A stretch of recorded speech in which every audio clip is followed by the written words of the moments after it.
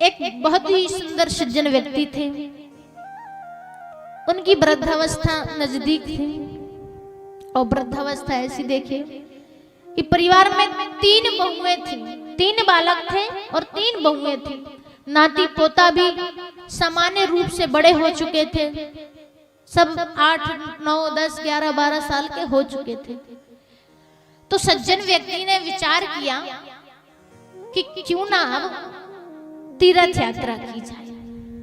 भैया तीर्थ यात्रा करने की बात है तो मन में विचार आता है कि अकेले अकेले तो मन लगेगा ही नहीं, चलो किसी को संग मिलाया।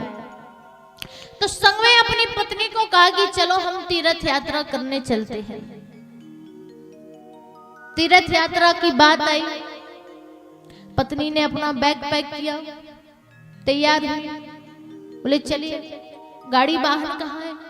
बोले गाड़ी वाहन की क्या आवश्यकता, पैदल यात्रा करते हैं। पद यात्रा बहुत अमूल्य मानी जाती है कि भैया ना कोई गाड़ी बंगला घोड़ा हो और पैदल ही यात्रा की जाए तो उसका 10 गुना लाभ प्राप्त होता है। ये अच्छी बात है, चलिए स्वामी। जीवन पर्यंत जो व्यक्ति कमाता है, घर का मुखिया कमाता है कि नहीं, जीवन पर्यंत जो व्यक्ति कमाता है वो अंतिम समय में दान करने का विचार तो करता है लेकिन दान नहीं कर पाता है। ये कथा से आपको पता चलेगा कि सज्जन व्यक्ति इतने कंजूस थे कि भैया क्या कहें, पदयात्रा अच्छी बात है भैया, पदयात्रा करनी चाहिए। पदयात्रा करते करते कहां पहुंचे? काशी जी। काशी जी पहुंचे। अब देखिए काशी जी पहुंचते हैं तो सबसे पहले क्या किया जाता है, कोई बता सकता है? घाट पे जाकर स्नान करते हो कि सीधा भगवान के दर्शन करने पहुंच जाए बिना नहाए धोए? नहीं करते ना। तो पहले स्नान ध्यान किया, स्नान ध्यान करके वंदन किया, पूजन किया, फिर जाते हैं भगवान के दर्शन को। काशी जी पहुंचे, बोले काशी जी में घाट पर स्नान करने का बड़ा महत्व है। पत्नी ने कहा, सज्जन व्यक्ति ने कहा चलो ठीक है चलते हैं घाट पर।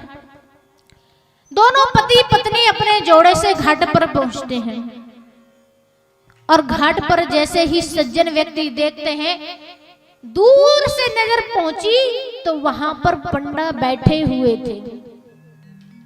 अरे भैया किसी भी स्थान पर पहुंच जाओ पंडा तो मिल ही जाते हैं, है ना।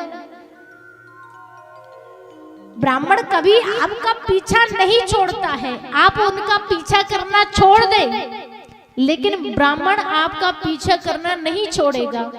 आप जिस स्थान पर जाओगे आपको अनेकों प्रकार के विद्वान मिल ही जाएंगे।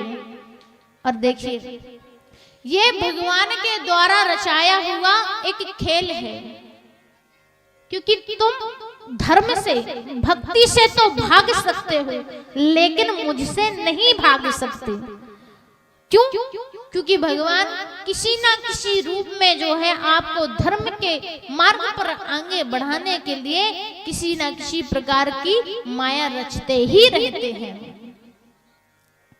बोले पंडित जी स्नान करके लौटेंगे तो दक्षिणा देनी पड़ेगी, ये तो वहां का नियम ही है।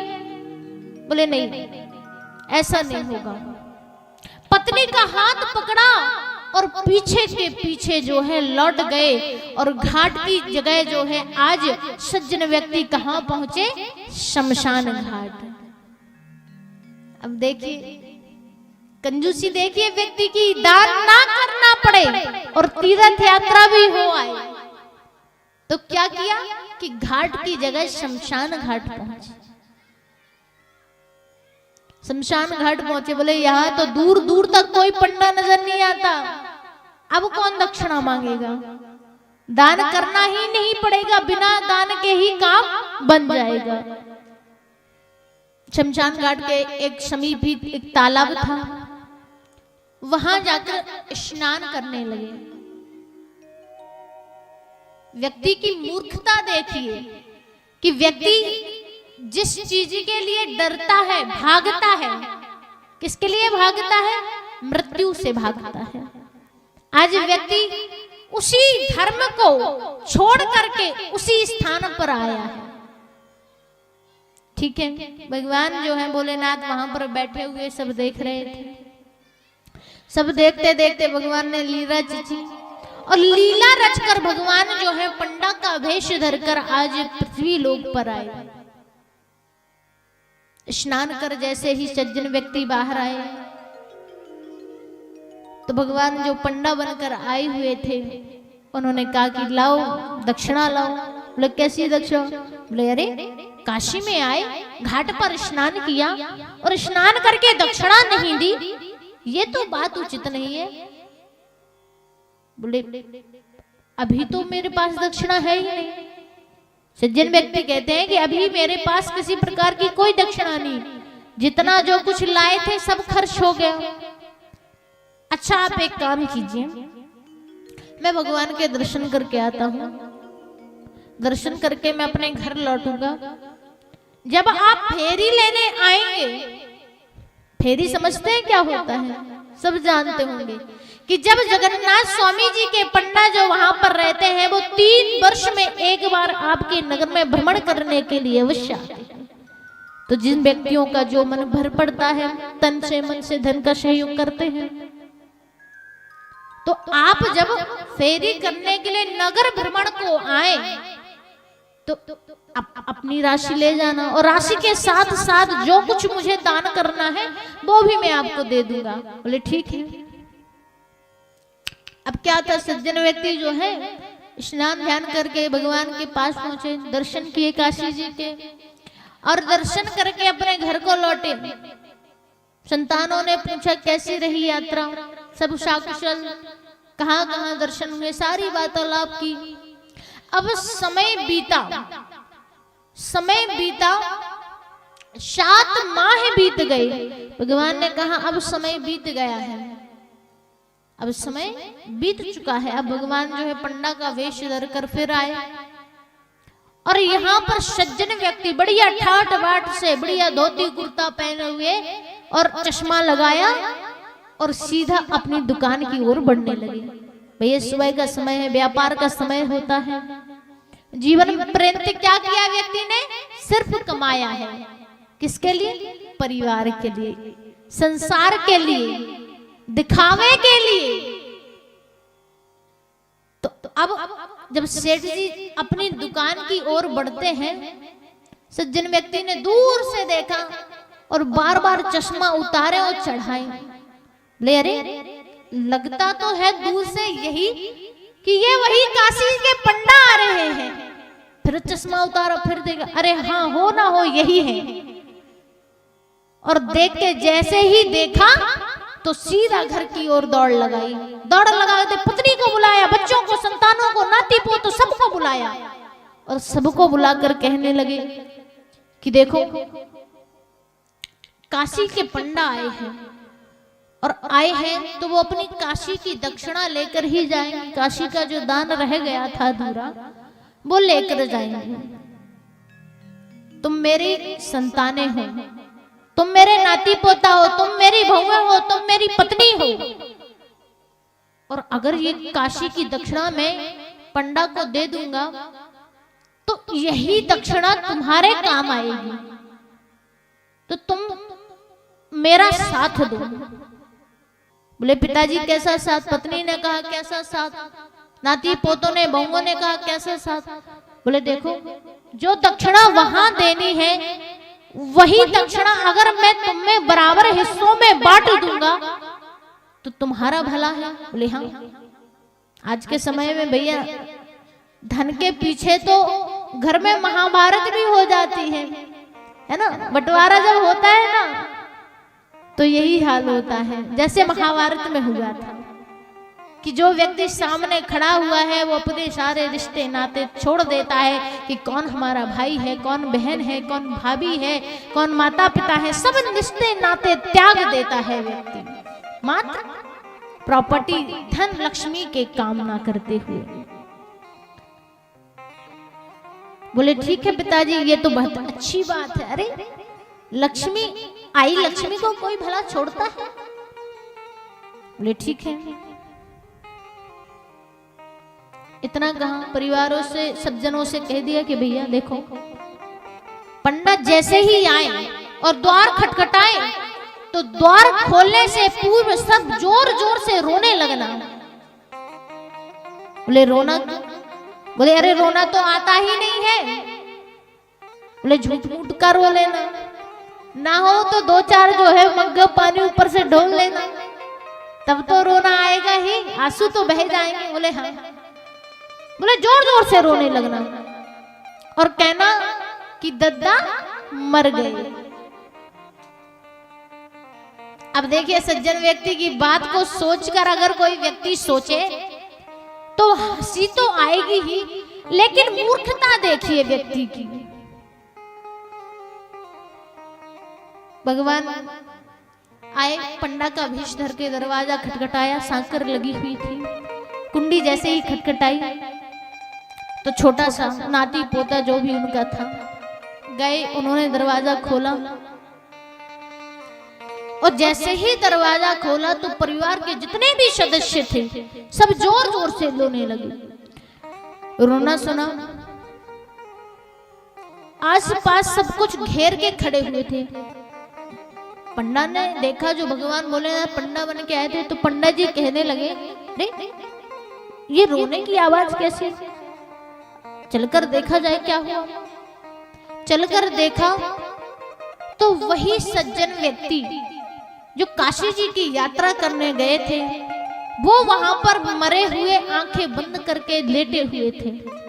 मरने की अवस्था में लेटे हैं लेकिन मरे नहीं हैं।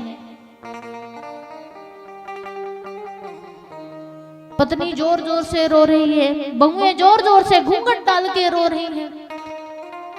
कुछ संतानों के आंसू नहीं आ रहे हैं तो झूठ मूठ का जो है आंसू दिखावा कर रहे हैं।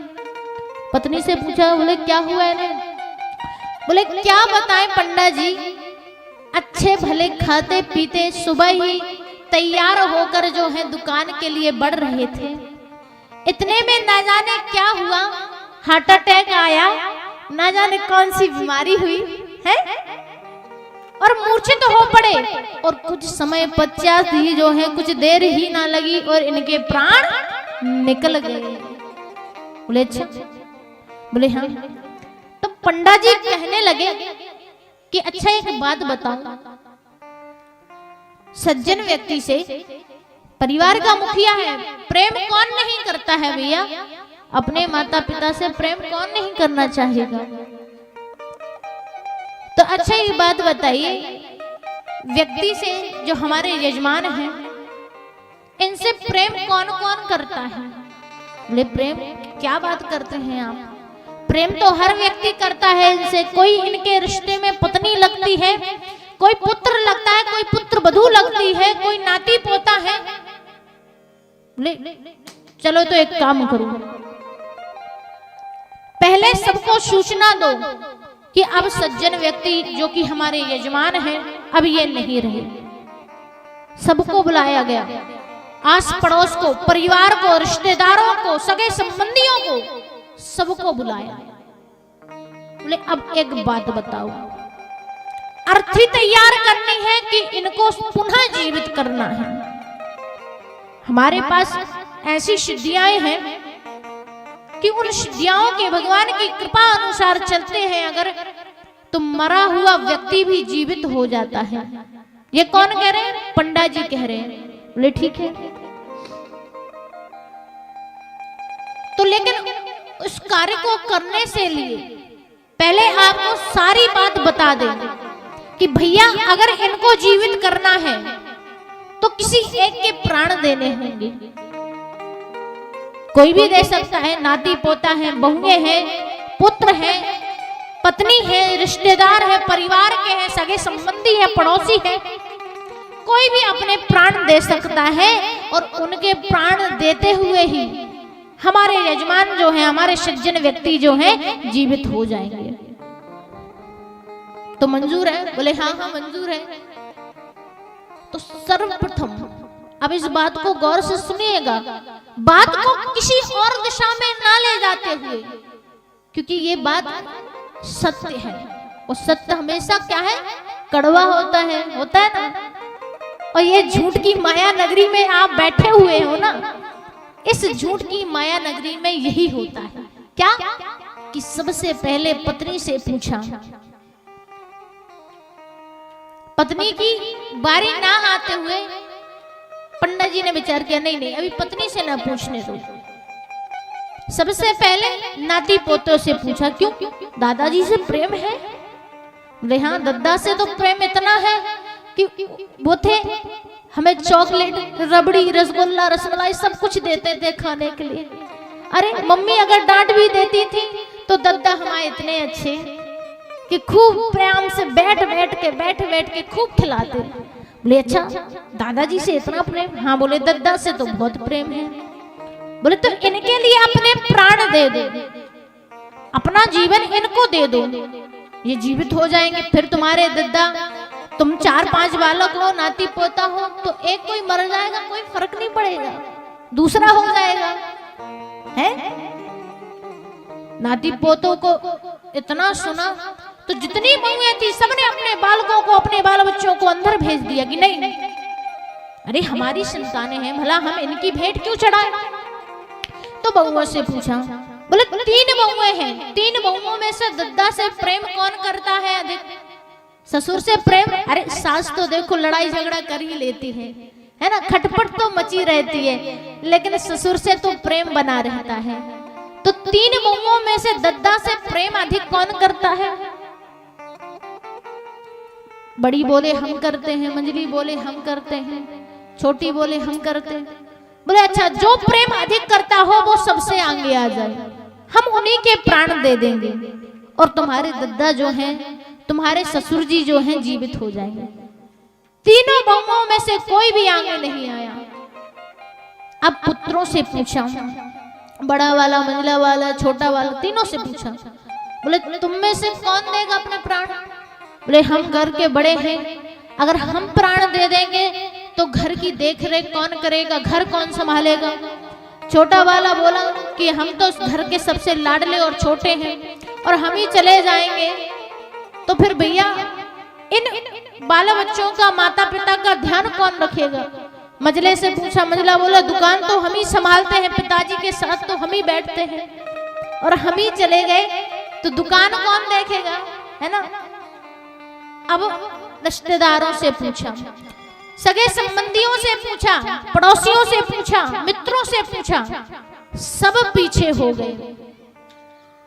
अब ये सब क्या, बैठे बैठे जो आराम से मृत्यु की अवस्था में लेटे हुए हैं कि मर चुके हैं, ये सब सुन रहे थे कौन? सज्जन व्यक्ति, कि अरे देखो कैसा परिवार है, कैसे रिश्तेदार है, कैसे पड़ोसी है, जो मैं मरा तो नहीं हूं लेकिन मरने के समाज आज मेरी अवस्था आ गई है, लेकिन फिर भी किसी ने मेरा संग नहीं दिया। अंतिम में जब पत्नी से पूछा गया कि चलो, सबने साथ छोड़ दिया, सबने संग छोड़ दिया, कोई बात नहीं, लेकिन पत्नी तो अर्धांगिनी होती है, तो तुम तो अपने प्राण दे ही सकती हो अपने पति को जीवित करने के लिए। तो पत्नी पता है क्या कहती है कि कल मरते सो आज मर जाए। अरे कल मर रहे थे सो आज मर जाए, हम अपने प्राण इनके पीछे कूदे हैं? हमारे यहाँ तो यही कहते हैं कि ये काल मरते सो आज मर जाएंगे, और हम इनके पीछे अपने प्राणों को क्यों दें? अरे अभी तो मुझे अपने नाती पोतों का विवाह करना है, उनके भी बच्चे देखने हैं, यार ये पूरा परिवार मुझ पर ही तो चल रहा है। अगर मैं नहीं होंगी तो धौस जमा कर जो है बहुओं को आदेश कौन देगा, है? नाती पोतों की देखरेख कौन करेगा, बाल बच्चों को संभालेगा कौन? बोले ये काल मरते सो आज मर जाए, ले जाओ अर्थी की तैयारियां करो। बोले ठीक है। पंडित जी ने अर्थी की तैयारियां की, 4 रिश्तेदारों ने अर्थी कर जो है आज उठाया उनको और सज्जन व्यक्ति को ले जाने लगे शमशान घाट। शमशान घाट ले जाते समय दद्दा मन में विचार कर रहे हैं, और ये दद्दा कौन है? आज का प्राणी है। ये सज्जन व्यक्ति कौन है?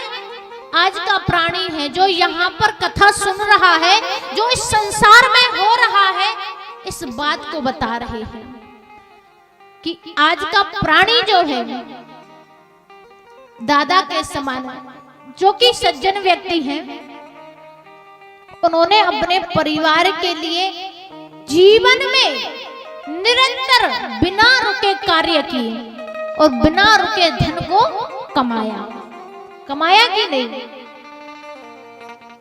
धन कमाया, धन को जोड़ लिया, इकट्ठा कर लिया, लेकिन कभी जीवन में दान नहीं किया।